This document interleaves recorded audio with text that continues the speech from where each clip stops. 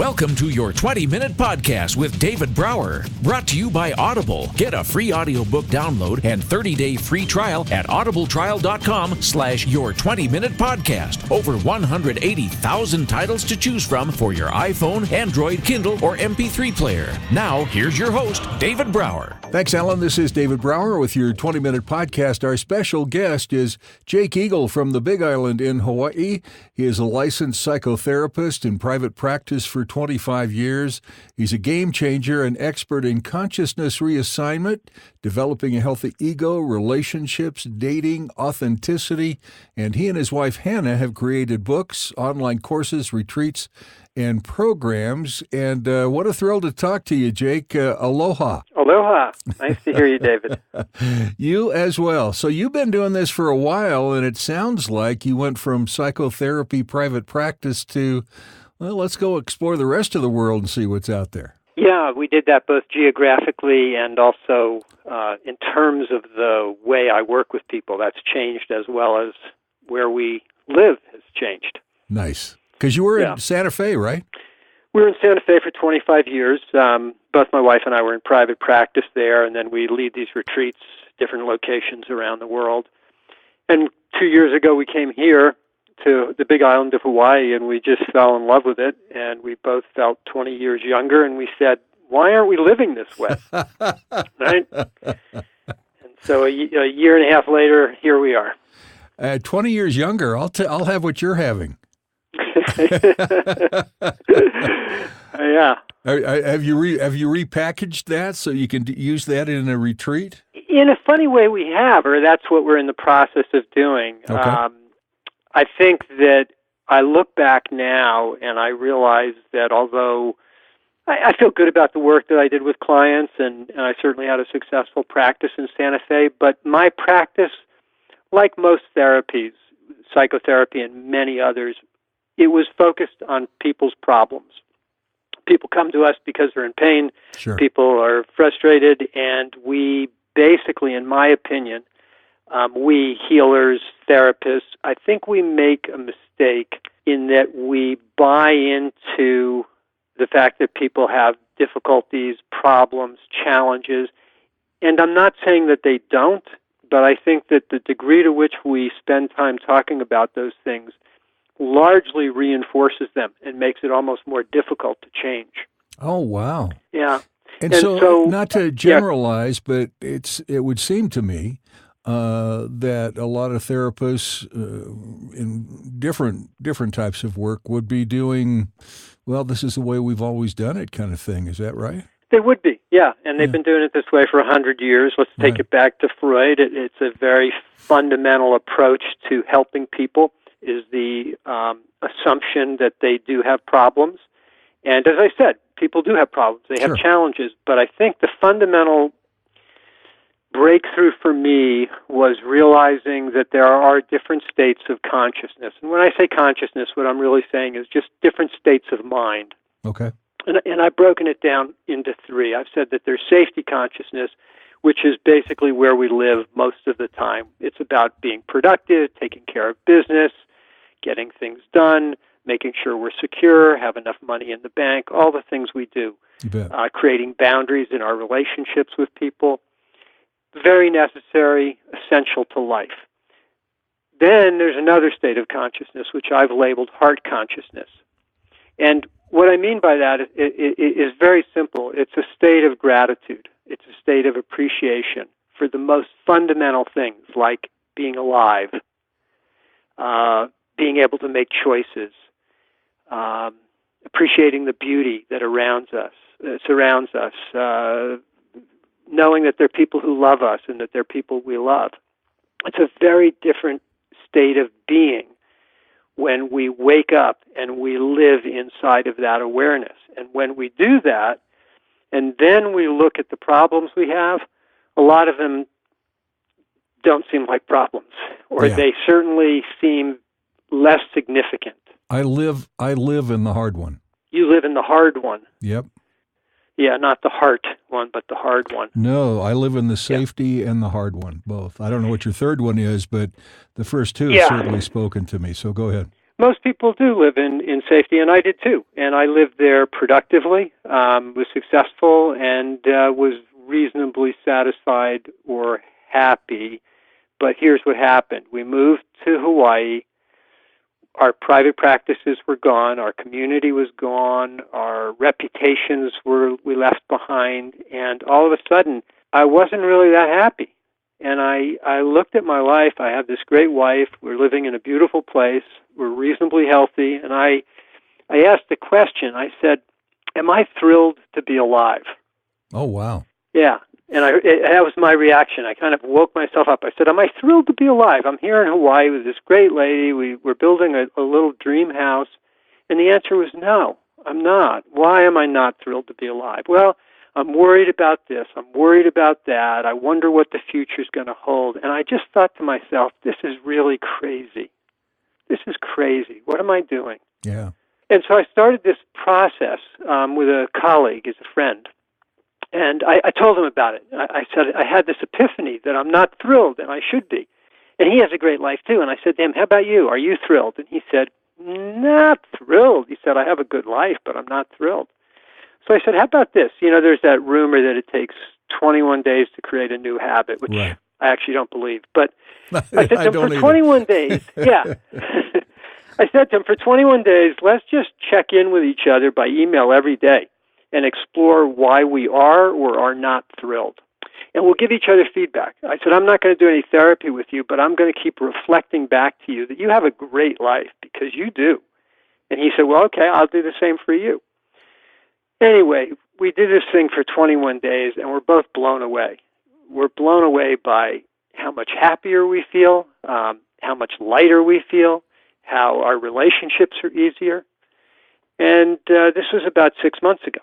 Wow. And since then, this has become my passion and my focus. And I don't think it's applicable to everyone. I think there are people who need to learn basic skills, communication skills, relating skills. But I think most of the people I deal with are people who have done a lot of work on themselves. Yeah. And they're stuck on the hamster wheel of continuing to work on themselves. And they're just going faster and faster, but they're still in safety consciousness. How fascinating. So it sounds like, in just at first blush, it sounds like a course in solid, steady, consistent, affirmation-related conversation. Yes. The hesitation in my voice is I've always been a little skeptical about affirmations, because sometimes they strike me as superficial or unrealistic. Like a person who's overweight, you look in the mirror and you say, I'm thin and beautiful. Oh, gotcha, There's something sure. in us, right? Says, no, that's not true. But the stuff that I'm talking about is actually true from my point of view. I mean, I'm incredibly lucky to be alive. Yeah. And I can walk, and I can think, and I can make choices, and I have so many wonderful things in my life. But when I become preoccupied in safety consciousness, the wonderful things drift to the background, and my perspective changes. And what I do is I start reinforcing the idea that I have problems, and I do that primarily by the stories that I tell myself. And so what happened when I went through this 21 days with my colleague is we challenged each other's stories. Like I remember one day I got on a call with him, and he said, "How you doing?" And I said, "Well, I'm in safety today." And he said, well, "How come?" And I said, "Well, I got to run a board meeting. I'm the chairman of a board of a small company. I got to run a meeting, and that's tough stuff. Sure. People, conflict, tension." And he said, "BS." He said, "Hey, man, you can run that meeting in heart consciousness. You know it. And if you did, it would be more effective." He said, don't make excuses." Love that. And I did too. And I said, you know what? You're right. I got goosebumps on that one, man. That's a good one. And I went into the board meeting, and I took an extra 3 minutes to connect with people in a way that was more than what I typically would do. I was a little bit slower paced. I was a little bit more personally revealing. I was a lot more appreciative. And it was probably the best board meeting I've run. Wow. Did you get a sense that people were looking at you like, what did you do with Jake? Yeah, I think people knew something was different, but they didn't know what. I had one. There were 5 people in the room, and one of them came up to me afterwards and just said, this is the way I would like to see the meetings go from now on." That's huge. Wow. Yeah. That is huge. So you have safety, you have hard, and do you have a label for the third one? Yeah, the third one's called spacious consciousness, and that's basically a contemplative state that we access through meditation. Very valuable.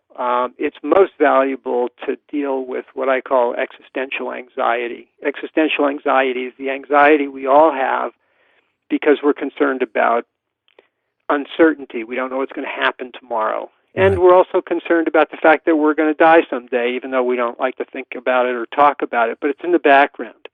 And so if I can spend time in spaciousness, a lot of that anxiety will go away, because spaciousness is a place that's timeless. There are not words to describe it, which is one of the challenges. But it's interesting, like, as I've been talking to you, I don't know if you noticed, I kind of slowed down a little. Yes, you did. Mm-hmm. Yeah. So I'm shifting towards spaciousness, and as I do, I'm just naturally going to slow down, calm down. If we keep talking, I'll become inarticulate, won't be able to say anything. Welcome to my world. Okay. That's funny, man. I got to tell you, I'm sitting here reflecting on my own stuff while you're describing all of this, and I just started spaciousness seriously about a week ago, meaning that I dabbled in meditation off and on, and yeah, that's cool, blah, blah, blah. And then I was talking to some friends of mine, and we had been talking about mindfulness and meditation and physical activity and all kinds of different things. Wonderful conversation. And so I thought, I need to go back to that meditation piece. And so now, first thing in the morning, every morning, 5:30 a.m., 6 a.m., doesn't make a difference. Whenever I get up, I'm doing a 20-minute meditation with a 10-minute recoup, if you will. And man, my day is like, I get up from that, my shoulders are down, I'm breathing normal, I'm ready for the day. It's just so cool. Yeah, I have exactly the same experience. I have a 10-minute and a 20-minute. I have a 4-minute, a 10-minute, and a 20-minute. If I don't have time, if I'm rushing, sure, I'll squeeze in the 4-minute. But it makes all the difference in terms of the quality of my day. Absolutely. I'm stunned by it. And the other one that I'm really passionate about all three of these, to be honest with you. The hard one came to me as a surprise. I was a cancer survivor 11 years ago. And so I came out of the doctor's office and I was just sobbing. I had no idea why, and my wife didn't have any idea why. And we went to church that Sunday, and I was sobbing again. And I asked my pastor. I said, "I'm all of a sudden I'm having these uncontrollable sobbing moments." And he just looked me straight in the eye, and he said, "Gratitude." I'm going, "Oh my God." That was like the biggest epiphany ever. And so I've lived my life as best as I know how on any given day, just living gratitude, and it changed my life. So do you primarily live in what I call heart consciousness and with gratitude every day, or are you mostly in safety? Every day. Really? Yeah. And are you thrilled to be alive? Oh my God, yes. That's I got to tell you, I've asked 300 people this in the last 6 months, and only 2 people now have said yes. It's fascinating to me because I go to bed at night, I'm filled with gratitude. I get up in the morning, I'm filled with gratitude. I walk my dog. I have a gratitude tattoo, for crying out loud. How much of this was the result of the cancer experience? I believe it has always been there at some level. As I, look back on my life and think about things here and there and whatever. So I think there's always been a piece of that that I wasn't paying attention to or acknowledged. And then when the cancer piece came and the sobbing came and the definition of gratitude came, all of a sudden it was like this light switch. And let's stay here for a while. And that was 11 years ago. That's beautiful. That's, one of the ways to generate gratitude is whatever happens in our lives, we ask, what's the gift? Yeah. And so, you have this experience with cancer, which most people think of as, bad news and scary. And it sounds like you walked away from that, and the gift was gratitude. Absolutely right. And the other piece I found interesting is now, and I'm not sure I haven't always done this, but I always have to have something to look forward to every single day, whether it's walking my dog, going on a Harley trip, having lunch with my wife, whatever it is. I have to have something to look forward to every day. And then I'm always looking at anything that used to be potentially a problem, a concern, or frustration. For the most part, I look at those as opportunities now, and I never used to do that. Yeah. And that again is, I believe it's because you are living largely in that heart consciousness or gratitude. And when we're there, it is amazing how it sheds a different light on everything. And everybody around me. And everybody, right, absolutely. Yeah. So did you experience a significant shift in your relationship, in your marriage? Yeah, actually, because it was an interesting time in my life. I had what I called the 101 days of hell. Just briefly, in 101 days, I had back surgery. I had diagnosed prostate cancer. I had my prostate removed, and I had a stroke. And wow. So after all that stuff and going through and realizing that I'm here for a purpose of which I don't know, my wife and I, of course, became much closer. Our faith is through the moon. And, our relationship is unbelievable. And it always has been, but it's like on steroids now. How long have you been together? 14 years. Mm-hmm. Nice. So actually, you went through this relatively early, right? Correct. In our relationship, absolutely. Yeah. I would say in some ways that's fortunate because what I see, I work with people that have been together 20, 30 years, and sometimes they have such deep grooves of unhealthy patterns that it becomes really difficult to change them. Oh, that would make sense. And, and so when we have couples who come to our retreats, and if they've been together 2 or 3 years, I'm always so excited for them because they're laying the foundation early. And by learning certain skills and learning the things you and I are talking about, how to be in heart consciousness, bringing mindfulness into your relationship, learning healthy ways to communicate, the relationships can be so much easier. And I actually believe that, marriages and partnerships can be easy. They don't have to be hard. Yeah, agreed. Yeah. Although I had a hard one. That was previously? Yeah. Yeah. But I was in a whole different place too, and it makes you appreciate I can't even tell you how grateful I am for the horrendous things I went through. Yeah. Yeah. And it's part of where I think we develop our own compassion because we go through those tough times and we realize some of what other people are dealing with. Yeah, true. So when you do your retreats with your wife or by yourself or wherever around the world, are they focused on these kinds of things? Are they focused on different things? How do your retreats work? You've been listening to part 1 of our amazing interview with Jake Eagle. Your 20-minute podcast with David Brower has been brought to you by Audible. You can listen to any of David's podcasts anywhere podcasts can be found, including iHeartRadio, the Spotify mobile app, and at davidbrowervo.com/your20-minute podcast. Until next time, thanks for listening.